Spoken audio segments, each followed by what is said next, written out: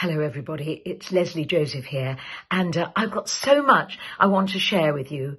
This is a strange time, and there are some people in our lives that we need to look after, especially grandparents, older relatives, and I've got a few tips that you might like to listen to, just to check that those older relatives and grandparents are safe. So here goes. Firstly, ask your grandparents if they have tested their smoke alarm this week. I mean, this is really, really important, and it's quite basic. They must make sure that their smoke alarm is working, and if they haven't tested it this week, ask them to do it today. Secondly, do they know where their keys are when they go to bed? Because if, God forbid, a fire should happen, they would have to be able to get out that house really quickly, so they need to know where those keys are. Another thing that's very important is, do they have a phone upstairs? Because if something happened downstairs and they couldn't go down the stairs, they would need to phone the fire brigade very, very quickly.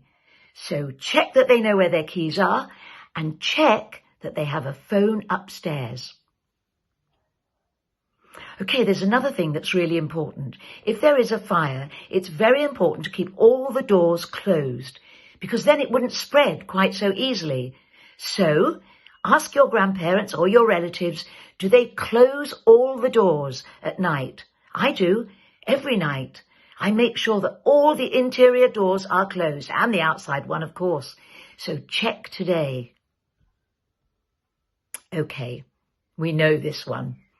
Wash your hands. The other important thing is make sure they're eating properly and drinking, keeping their fluid intake and eating healthily. Lots of fruit, lots of vegetables, lots of protein. It's a time to have time for yourself.